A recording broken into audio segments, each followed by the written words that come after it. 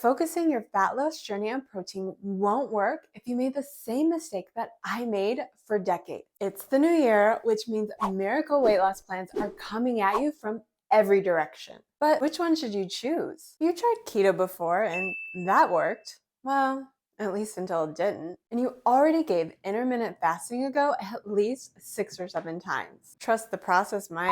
You haven't tried carnivore yet, but can you really only eat meat for months at a time?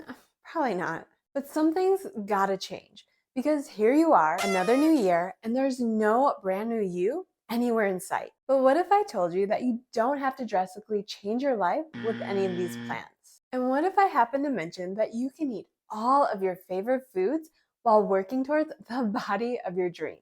Because you can, and I did. That's exactly what happened when I recently lost 40 pounds. And I did it after none of these strategies did a single thing for my waistline, except make it bigger, because there's that. If you want to finally get rid of the weight without regaining everything you lose, there's only a few key habits that you need to learn. Habits like tracking what you eat to make sure that you're in a moderate calorie deficit, while also eating enough protein. But since long-term goals are best achieved one habit at a time, you need to know if it's more important to get into a calorie deficit first, or if eating more protein makes a bigger dent into your progress. Since weight loss comes down to calories in versus calories out, it's gotta be the calories, right? Because you can't really eat in a moderate deficit if you don't start with calories, right?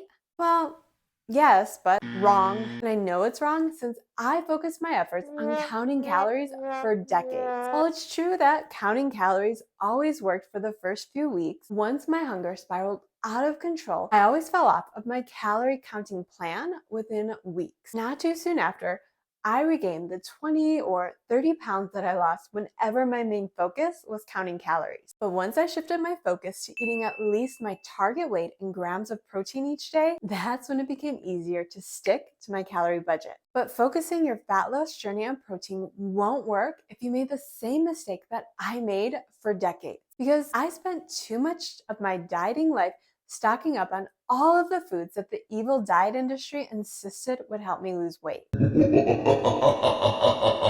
While the initial scale drop was always there, my weight loss never lasted long before I was back to regaining everything I lost. That's because instead of focusing my efforts on the whole real foods that we're all meant to eat, I fell for all of the diet marketing traps that most of us do. And I ate too many protein fun foods. You know the ones.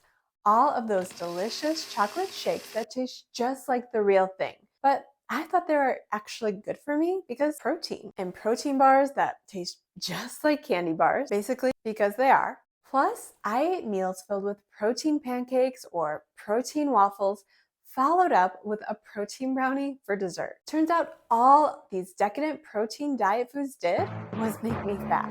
And that's because my body doesn't need brownies to thrive. It needs the nutrients found in real food. So whenever I replace real food with too many protein fun foods, that's when my body sends hunger signals until it gets the actual nutrients it needs. And this always leads to overeating. I finally learned to get the most out of the protein that I eat, that I have to choose most of my protein from real foods whenever possible. Protein from whole natural food is the kind of protein that leaves me way more satisfied on less calories. Sure, protein from powders, bars, or other fun foods can help with a boost whenever I need it, but these foods don't fill me up the same way as something like a steak or 4 to 5 ounces of chicken. Well, plus, when I make hitting my protein target of 150 grams per day my priority, I don't have to suffer through diets where I cut out all of my favorite foods, starve myself for days at a time, or gorge myself on only meat. Now, maybe your mind is spinning and you're thinking, wait, did she say that she eats her goal weight in protein every day without bars and shakes? That's 150 grams of protein. How the am I supposed to eat that much protein? No, I already promised that you don't have to do that, but you are absolutely right. Saying that you'll eat 150 grams of protein and actually doing it are two very different things, especially since most women are lucky if they eat 50 or 60 grams of protein in a day. But it's not as hard as it sounds. I don't choke down pounds of meat each day or skip my favorite foods just to sneak in more protein. In fact, I don't really even have to think about how to get more protein because I made the process simple, but you'll never know just how simple hitting your target weight in protein every day can be without watching this video next. I show you exactly what I eat to hit 150 grams of protein each day while still eating all of my favorite foods.